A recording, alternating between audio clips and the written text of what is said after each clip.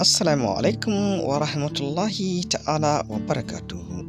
Barkanmu da sake saduwa da ku a daidai wannan lokaci a cikin cibiyar taku mai suna Attaqwa Research and Herbal Medicine Center da ke Najeriya. A yau dai mun kawo muku wasu matsaloli da suke faruwa har ake samun wato raunin mazakuta idan kuka bi shirin daga farkon shi har ƙarshe. Abubuwan da ke haifar da raunin mazakuta. Na ɗaya, hawan jini. Wannan jinya ne da ke haifar da illoli ga lafiyar mutum, daga ciki har da raunana ɗa namiji. Na biyu, ciwon siga. Hakanan shi ma wannan ciwo idan ba a yi da gaske ba yana iya wato kashe mazakuta gaba ɗaya. Na uku, ciwon sanyi. Ciwo ne da ake ɗauka yayin jima'i ko a bayan gida mara tsafta, kuma yana shafar al'aura ne, saboda haka yana iya raunana mutum kwarai da gaske. Na hudu, basir. Haka zalika wannan ciwo ba ƙaramar illa yake yi wa maza ma'aurata ba.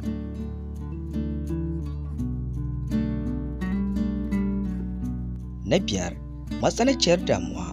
Matukar mutum na cikin irin wannan yanayi, akwai matukar wahala sha'awarsa ta motsa, balantana ya samu miƙewar azzakari.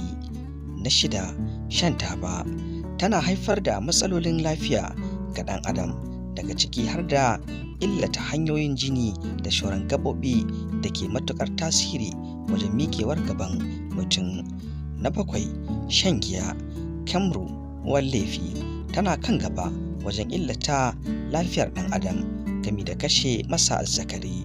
Na takwas, rashin isasshen abinci mai gina jiki. Abincin da muke ci na da kyakkyawar alaƙa da lafiyarmu, saboda haka rashinsa na nakasa wato lafiyar jikinmu har da sha'awa da ƙarfin mazakuta. Na tara, rashin motsa jiki. Wato shi ma ba shakka rashin motsa jiki kan iya illata mu ta fuskar gamsar da iyali. Wannan ya haɗa da rashin ƙarfi da saurin kawowa. Na goma, wasu magunguna da muke amfani da su. Abu nufi, ana shan wasu magungunan cutar da mutum ke sha kan iya haifar da raunin mazakuta. Misali, daga cikin magungunan da ake baiwa wasu masu hawan jini akwai masu wannan illar.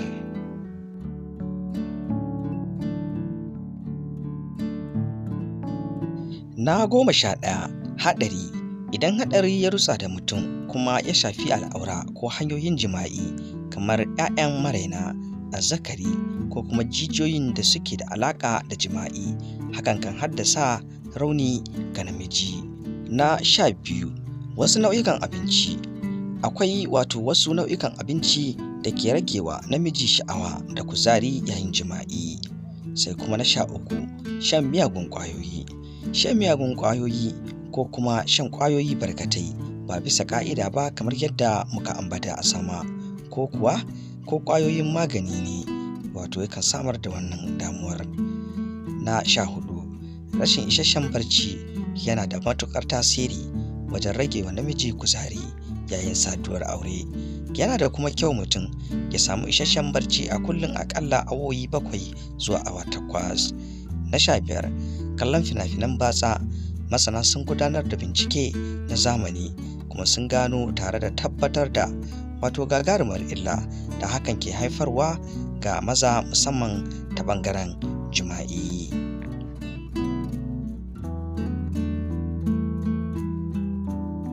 Alamomin raunin mazakuta.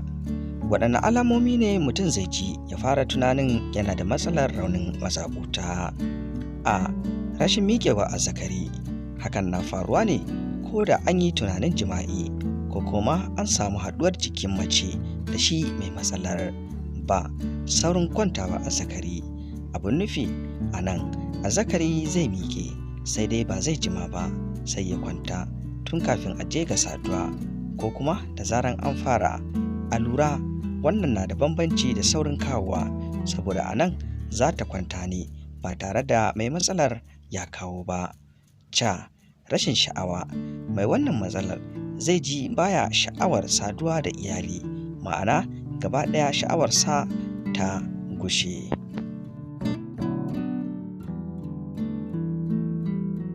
Maganin ƙarfin maza. Kamar yadda muka ambata tun a farko, duk mai fama da ɗaya ko wasu daga cikin matsalolin can da muka zana a sama, magance su shine warakarsa da ikon Allah. Duk da haka Hausawa kan ce, idan kana da kyau ka ƙara da wanka. Bayan magance ƙalubalen lafiya da ake fama da ita ko da su, za a iya amfani da waɗannan haɗe-haɗe da za mu zana a ƙasa.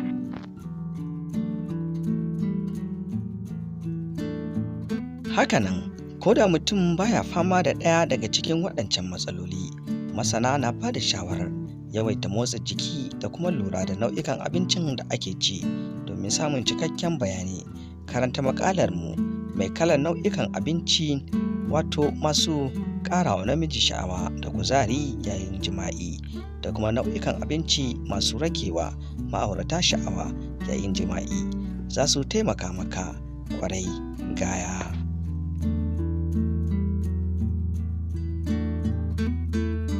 Hakika Allah maɗaukakin sarki ya halicci gangar jikinmu daban-daban, sakamakon haka ya sa maganin ƙarin kuzarin namiji da sauran magunguna sukan bambanta ne daga wani mutum zuwa wani. Ba lallai ne wato maganin da wani ya sha ya yi masa aiki kuma wani mutum ya sha ya dace ba. Wannan dalilin ya sa muka ga dacewar mu kawo nau'ika daban-daban. Idan an gwada ba a dace ba, za a iya canzawa domin samun fa'idar.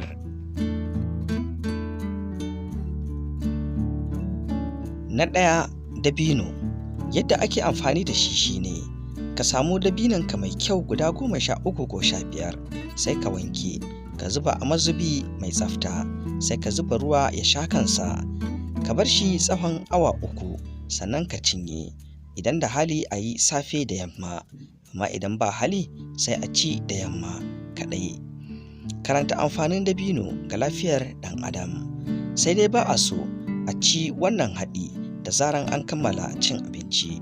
Idan so samu ne, ana son a ci lokacin da ake jin yunwa, sai a jira mintuna 20 zuwa 30 kafin a ci wani abincin.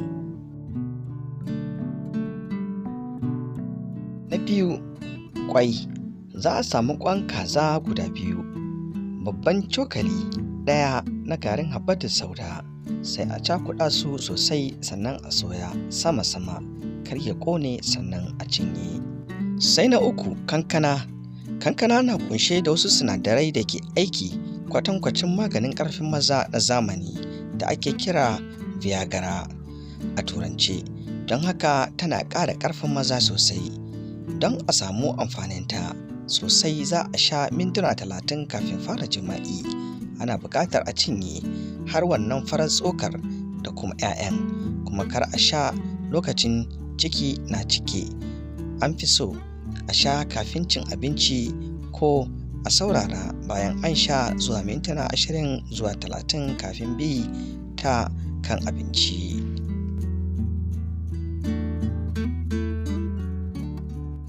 Karanta amfanin kankana ga lafiyar ɗan adam. Na 4, ayaba.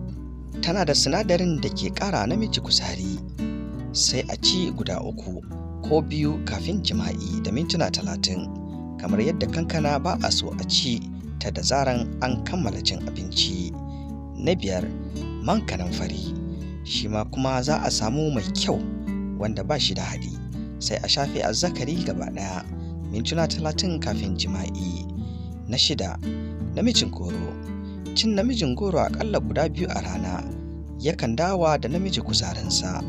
An jarraba an tabbatar da hakan sakamakon wasu sinadarai da ke cikinsa mai matuƙar fa'ida wajen samar da karsashi ga maza. Faɗakarwa daga ƙarshe, akwai buƙatar mu ƙauracewa amfani da maganin ƙarin ƙarfin maza na nasara ba tare da shawarar likita ba, saboda illolinsu ga lafiyarmu. Haza bisalam daga Attaqwa Research and Herbal Medicine Center da ke